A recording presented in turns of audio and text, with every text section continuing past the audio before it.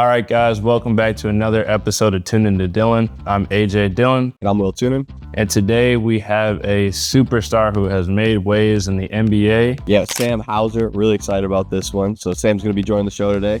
Welcome, Sam. It was good, man. That was good. Wisconsin's always the best. That's God's country. Yeah. For sure, man. Well, I will kick it off with just like some softball stuff we won't get to into basketball too quick. I saw your story last night, actually. I saw the Nuna gear. And so, you're becoming a dad. My wife and I, we have a 14-month-old now. So we're pretty new to it as well. How are you feeling about becoming a new dad? Are you excited? Yeah. Honestly, I don't really know what to expect yet. A lot of nerves, a lot of anxious energy, excitement. I feel like it's a lot of learning on the fly from what I know, from what people have told me, but definitely excited. So September 6th is the due date, so we're right around the corner. Awesome, man. Well, congratulations, brother. Have you changed the diaper yet before, ever? I tried. Or is it going to be animal? That's all. That's yeah. The stuffed animals move a lot less than the babies. They tend to squirm, but no, that's awesome. Do you know what you're having, or are you sharing that? Yeah, no, we're having a boy. So awesome, man. Very exciting. That's sweet. Yeah, that'll be great. Well, I will say, and this is not a shameless plug to anything, but Nuna is like the best. Like what you got, it is like fantastic. And some of the car seats and stuff like get really, really intricate. That one, for the most part, is nice and simple. All you want is functionality. Yeah, dude. Like in my car, I have the simple Nuna. In my wife's car, it's like 3 different contraptions. You gotta do all this extra stuff, and it's like 800 pounds. I think we got that one. It is so heavy. So heavy. Do you get the Duna? Yeah. The one that turns into a stroller? Yeah. It is functional, but it's heavy. That's awesome, man. Congratulations. I think trying to think any words of dad advice I can give you. The best thing I can give you is not right away, because at first the baby's, doesn't do much. But remember that you and your wife are a team. All right. Once they start screaming, it's like, it's you two versus that baby. And if you win that, you're good. All right, sounds good to me. Awesome. Well, we like to, before we start off as well, and in the big questions, we do a little rapid fire section with all of our guests. Cool. So it's kind of like a first thing that pops into your head, just one quick answer. All right. Yeah, so texting or calling? Calling. All right. Your cheat day meal. Cheat day meal is probably just like a pepperoni pizza with some ice cream for dessert. Where are you going for the pepperoni pizza though? That's a good question. If there's a nice local spot, I'll hit that. But if not, maybe like pizza or something like that. If you were to play any other sport professionally, what would that be? I probably would have tried to take up golf. I played when I was growing up and through high school, so I have a little bit of a background, but that'd be a fun professional sport to play. Golf would be sweet. I wish I got into it earlier. Morning or night person? I'd say more so a morning person. Okay. What's your current TV show? Presumed Innocent. Oh, I've seen a lot of things about that. Jake Gyllenhaal. If you need something to watch, that's a good one. All right, perfect. I'm going into camp, man, so we'll be in the hotel. Perfect. Perfect. All right, who is one person, dead or alive, that you wish you could meet? Ooh, that's a good one. I haven't met Brett Favre, so that's okay. Sure. Yeah, to meet. I like that answer. That's a good answer. You have a secret talent or a hidden talent? I could play the piano. I'm not great. No. Yeah. Don't sell yourself short. You're great. That's probably the best one. Yeah. Most people really think hard. Or just do it rapid fire. And that was good. Awesome. Yeah. So we'll get right into segment 2 here. So Sam, actually I went to Schwabenau High School, same class as you, 2016. So I think we used to compete against each other when we were in elementary school and stuff like that. That sounds about right. Yeah. So, I followed your career. It's always fun to watch high school or Wisconsin athletes kind of prosper into professional careers. It's very entertaining. It'd be awesome for you to kind of just walk through your journey from, high school, college, and transferring to transitioning into the NBA? Yeah, so I was born in Green Bay. I grew up in a city called Stevens Point, I think from 4th grade on. And then through high school, we had some good teams. It was me and my brother and another kid that played Division I. We won 2 state titles while I was there, and then my brother won another one the year after I graduated. And then I attended Marquette University for 3 years, and then decided to transfer and had to sit out a year. I transferred to Virginia, had to sit out a year, and then played 1 year, and then went undrafted on draft night, signed a 2-way contract with the Celtics that night, and then got converted up to a standard NBA contract a year later. And then now we're here, just won the finals, and it's kind of been a crazy ride, a lot of hard work, a lot of kind of just, have a little chip on your shoulder from people kind of passing you up or looking past you. So it's been a fun journey, and I'm excited to see what's coming in the future here. Maps. I mean, yeah, that's right to the point. I love that. Yeah, I mean, I remember watching the Germantown State Championship when I think they had what was their streak? Was it 4 years? I think in a row. I think they were going for their 4th in a row, and then we won it. Yeah. Yeah, that was an entertaining game. You get 16, nothing glazed, but you get 16 in the first quarter, some shit like that. It was entertaining because everyone was rooting against. Nobody wants to see a 4-peat, let alone a 3-peat. First quarter. Yeah, 16, not 60. Oh, I was like, God. I don't have it like that, but man. Well, I mean, it's kind of like a great segue. I was going to ask about your senior year at Virginia, and I do have the stats here. From an athlete to another athlete, I feel like staying in the zone or having a great season, one season just dialed in. It takes some kind of either a change or just a mindset or whatever it may be. So asking about Virginia, your senior year, you were 50% from the field, 42% from 3, 90% from the free throw line, and you barely missed joining the 50, 40, 90 club. How... I said I was at 0.2 off or something like that. Yeah, it was it's ridiculous. So how do you maintain, or what was your process? You obviously transferring, you had to sit out a year. What was your process that this year I'm going to come back, I'm going to have my best year? Was there anything that you changed, or was there something that you just kind of locked in on? Yeah, well, I mean, having just a full year to work on your body, work on your game, really just commit to yourself for a full year I thought was crucial for that last year, and how well I did play and how efficient it was. And I've never had just a full season to really just figure out my diet or figure out what lifts work best, what can I add or what can I take out of my game to make me better. And I put a lot of work in that off season, and it translated to that next season, and I played really well. And I thought it was enough to get drafted, but honestly, it worked out for the best that I wasn't, and to a place where they valued me and they were going to commit to me to help me improve as a player. And it's paid off to this point, so I'm happy for that. That's awesome, man. It's all about getting to that right spot, and it's cool to see and hear you talk about, I learned what was best for me, best routine for me, and that's gotten me to where I'm at, because I'm sure you still use a lot of those same processes and need probably the same way that you figured out in that time. So as much as everybody now can just transfer whenever they want without sitting out, you're like, well, actually, it worked out great for me. So that's awesome. Yeah, I appreciate it. So every story, every journey obviously has its ups and its downs. Would you be willing to share, I guess, your highest point so far in your career and your lowest, just something that come to mind, one of those instances of both? Yeah. I mean, highest is probably pretty recently when we just won the NBA Finals, quite honestly. It's kind of something you dream of as a kid, and it's the peak of this profession is to win that. So to be able to experience that so early in my career is pretty cool. In terms of a down, I would say right after my junior season at Marquette, when we first said we were transferring, it was kind of a weird kind of time because we were still on campus having to finish up classes. So, you're going to class, everybody's kind of looking at you funny. Sort of the friends you thought you had are not really talking to you anymore.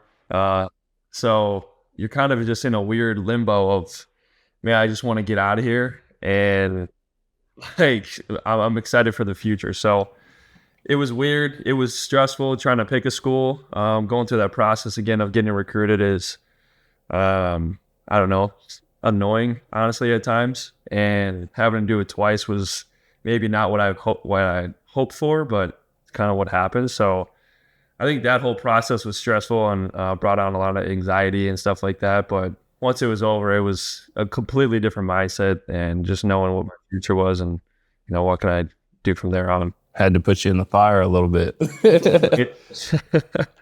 That's right. Yeah. So to go back to the Celtics championship, obviously that's that's peaking right there. But honestly, I kind of similar to AJ's career, team career wise, of getting so close so many times with the Celtics and with the Packers. What was kind of that tipping point that gut checked and got it done in the playoffs, I should say. And one, I think it's trying to get the right collection of guys in the locker room. And, we made a couple big trades in the offseason leading up to this past season. And some of the guys we traded were, drafted by the Celtics, developed by the Celtics, and big key parts of their success over the last, 5-6 years. And we, sometimes you have to give up something to get something in return that's better for your team and what you're trying to, accomplish. And we did that with getting Drew Holiday and Kristaps Porzingis. And I think throughout that whole year, everybody sacrificed a little bit. Even like Jason and Jalen, they could average 30 points a game any given night or any season. And they took a back seat sort of to that, knowing that getting a championship was the one thing that they were, working towards for the past 6-7 years. And they finally got it because they were selfless and knew that it was bigger than themselves. Yeah, very well. But yeah, I mean, I was bummed. I'm obviously a Bucks fan. I'm assuming you're a Wisconsin sports fan across the board. Yeah, I'm a diehard Packers fan. This is not me glazing. Nice, but oh, we got some. We have an Instagram deep dive coming, so we got some old pictures of you in the Packer gear. This question just popped into my head while you were talking, and kind of going off script a little bit, but hypothetically, if you were able to take any past teammate you've ever played with and bring them to the Celtics, bring them to the NBA with you, to take away skill and all that stuff, who would you bring? Just a teammate that you have there day in, day out of practice in the game, and why? Probably my brother, honestly, my younger brother. I feel like that goes without saying. But he can really play, and he just, he hasn't really found the right spot yet, but he's been working for it. And once he gets a real opportunity from a team, I think he's going to take advantage of it. And it'd be great if it was the Celtics. That'd be great. You get the brother ball together. Yeah. Awesome. Well, we normally ask people a motivational quote or something that they that kind of motivated them to get to this point. But I feel like with you being so close, obviously being from Wisconsin, and we have a good amount of local people who follow the podcast and a lot of younger athletes, and there's some good talent in Wisconsin, Instead of a motivational quote, do you have any advice or I guess motivation, doesn't need to be long-winded, that you would give to any of the college hoops or football or any athletes coming up out of the area, just about the process, trying to get recruited, or just work ethic, anything that you think would help those younger kids? Yeah. Well, I'm a big believer, if you put the work in, good things are bound to find you. So growing up, it was a lot of I had a feeling this is pretty cliche, someone else was out there working harder than me, so I gotta really work hard. And but I kind of took that to heart. I think once I got to high school, really, for the most part. But if you respect your game and you put the work in, you put the time and effort in, you don't take shortcuts. The game is bound to reciprocate that to you in some sort of way. It could be on a small scale or a big scale. And for a kid coming from Central Wisconsin, there wasn't anybody who ever really played in the NBA from my area, so I didn't really have anyone to look up to or anything like that. So I kind of had to forge my own path in a sense. But I hope I can be that person for some kid right now. So I'm just trying to set a good example. That's awesome. And I think, you are that guy. And there's we shared with a few people like in the family and close listeners. We're like, hey man, like we got Sam Hauser coming on the pod. You know, we only drop an episode every 2 weeks because the season schedule. But you know, everybody was like, oh, like I remember, like Will was like, I remember watching him, and so it's awesome, man. Like you really are that person here, and you know, from one guy to another who's playing professional sports, it's awesome to see. It's tough sometimes to take yourself out of it and see what you're doing with the platform. I'm looking at you and seeing just how many people really love and support you here in Wisconsin. And, you know, it's great that you get to come back and everything and, you know, fired up for your family. For sure. But enough of the glazing, enough of the sad stuff, enough of all that sentimental. We're into the Instagram deep dive. And so I had to scroll. And with you don't post a lot on Instagram. So I had to go into the tag pictures, man. I think I'm on your mom or your aunt's Instagram. So it might be a little tough to see on here, but later on, it'll be like obviously big on a podcast, but I'll bring it close to the camera so you can see. We'll start with the Celtics one because we already asked you Celtics questions. This moment here, you obviously already won. Yep. But having your whole family here together with the trophy, what was that like? What was going on in that picture? So that was after the parade. Right after the parade, essentially, the Celtics rented out this basically like outdoor bar in Boston, downtown, and they brought the trophy in there, so we just wanted to get a picture with it. And my mom wasn't there on the night we won because she had a big job commitment, so she really wanted a picture with the trophy, and you know, we had to make that happen for her. So yeah, that's what it was. That's awesome. Definitely a pinnacle moment there. So you talked about your favorite, or the person you'd really like to meet the most is Brett Favre. I did see that the Celtics posted you a picture of you in the Brett Favre jersey, but I didn't want to use that one because that already got its fame. We got this one. I believe that's you in the middle there, all decked out in the Packer gear. Tell me, do you remember this moment, or do you have any idea like where that's from? Honestly, I think we were going to a preseason game or family night, one of those two. But yeah, I can't quite remember. We were living in a city at the time close to Green Bay, so it was a pretty easy trek for us. And my grandparents have season tickets, so when I was younger, we'd try to go to like one game a year, and so that must have been either a family night, preseason, or regular season. I'm not sure what it was. But, what's your favorite game you've ever been to at Lambeau? So my sister and I, when I was in, I think 7th grade, we went to a game. They played the Falcons at home, and it snowed the whole time. And it was probably like -5, 0 degrees, somewhere in there. But it was honestly the best game I ever went to. It was such a cool experience. Something about that weather in Green Bay. And, yeah, you had no hesitation. He was like, no, I don't got to think about that. Falcons game. Yeah. What was the last time you've been back to Lambeau? So it's been a while. Man, I don't think I've been to Lambeau since, probably like freshman year of college, maybe. It's been a while. It just hasn't worked out to where I've been able to go to a game since, but I am dying to get to another one soon.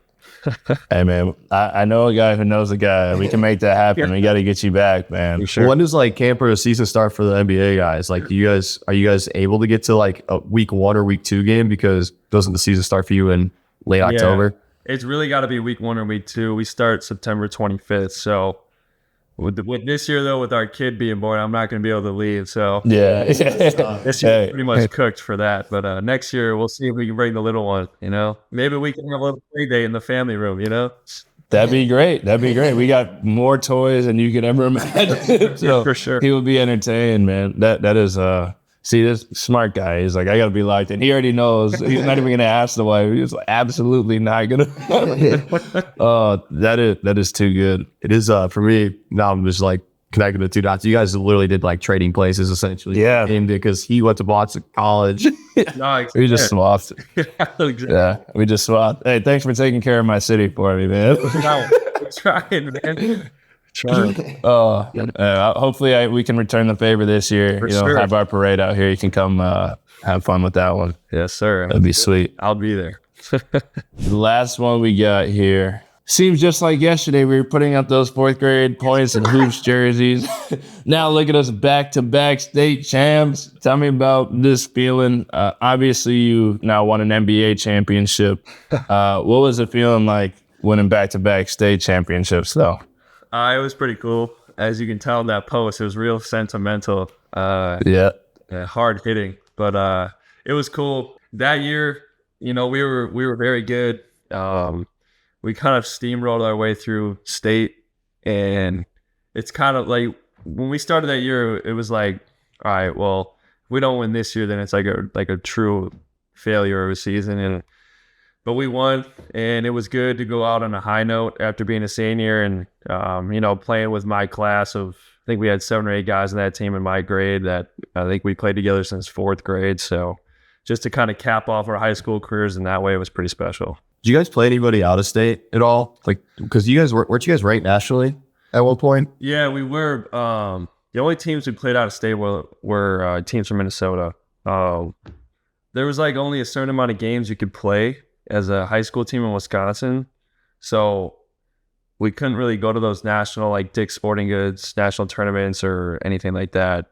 Was that the WIAA that restricted that? Yes, it is. And isn't that was your mom the head of that at the time? All right, she was not the head of the right? Okay, because when we were in high school, we were supposed to play a game on ESPN2 because for football, our junior year, and the WI said no because we had to play it on a Sunday, and they said you can't play 2 games in the same week. So I did have a bone to pick. If you My mom I don't know. I don't know what to tell you, man. Like, that's funny.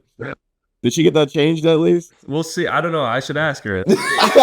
We're pressing them. Yeah. Get her on the podcast. We'll see. Full court press. Yeah. Full court press the WIA. For sure. That is great, man. Well, we're almost out of time. Like I said, we didn't want to keep you long. Short and sweet. Just, kind of shoot the shit, have some fun.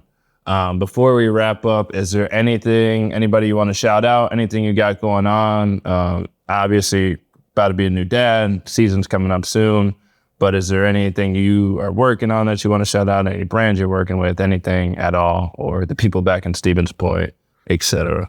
I'll give a shout out to the people back in Stevens Point, man. And a shout out to you. You're saying Wisconsin like the locals already. Like, hey, I don't leave here, man. I'm fully ingrained. I'm very happy to hear that. And I would love to get a copy of the Key to Door County. Yeah, I'll let you borrow it anytime, man. But seriously, thanks for having me. This has been fun. Absolutely, man. Thank you so much. Appreciate you. You're an awesome guy. We gotta get you to a game in Lambeau at some point. Play date for sure. Let me know if there's any dad tips or advice, or you're trying to put some shit together and you're like, I have no idea. The directions are not working. I got you, man. I've been there. Try not to throw the tools. Sounds good. I appreciate it. Shout out to our listeners for listening to Toonen to Dillon. And make sure to like and subscribe. Share this with all your friends for more inspiring stories. An awesome time with me and Will here. Have a good one.